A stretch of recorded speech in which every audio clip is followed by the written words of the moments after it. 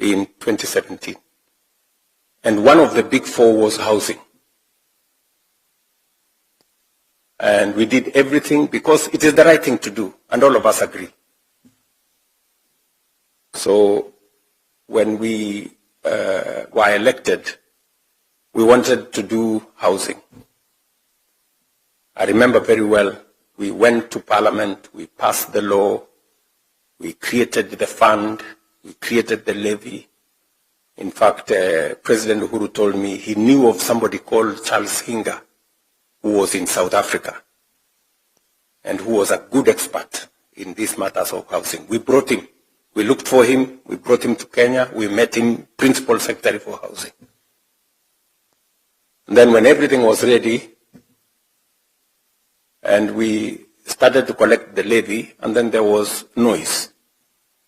No, this levy, I don't know, these ones are complaining, those ones are complaining, maandamano hapa, nini pale, nini kelele. Then President Uhuru called me and told me, William, si wewe uko na nyumba? Nikamwambia ndio, mimi niko na nyumba. Sasa hii kelele hii tunapigiwa ni ya nini? Kama hao watu hawataki manyumba, achana na hawa. So our housing plan collapsed.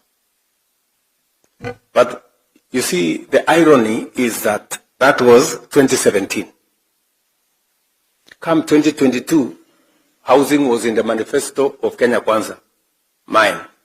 Housing was in the manifesto of the opposition, then, Azimio, complete with 1.5% levy. Si mimi kwa bahati Mungu amenijalia nimeshinda uchaguzi. Housing si ndio hiyo iko hapo. Sasa ule Hinga was still PS, so I told him you are not going anywhere. Sasa tufanye hii kitu this time. Akaniangalia, akaniambia hii utawezana na makelele. So the keleles came. I was given new names, Sakayo, I don't know who. But I stood my ground. Because it was the right thing to do 40 years ago. It is still the right thing to do now. Because, let me give you an example. I invited the president of Singapore. He came to Kenya in 2023. Singapore was exactly like Kenya. Not even exactly. Singapore was actually a slum like Kibera in 1963. Just imagine.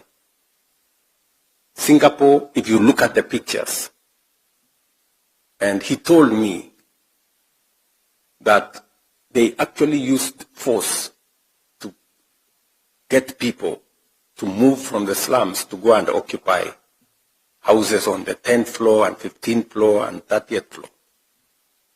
For Kenya, we didn't have to use force. So he told me housing is something that you must do. It's not easy, but it changes a nation.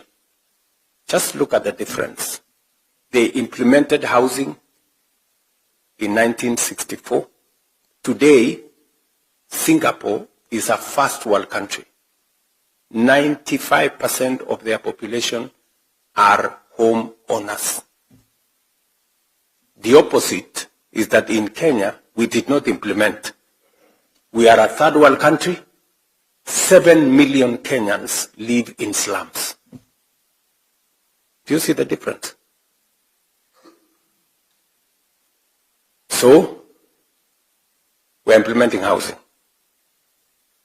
In fact, I think my team has some pictures on what we are doing in Kenya. Today, we are building 230,000 units. 230,000 units in every town and townships in Kenya. I mean, if there is one thing that is going to change the destiny of our nation, it's housing.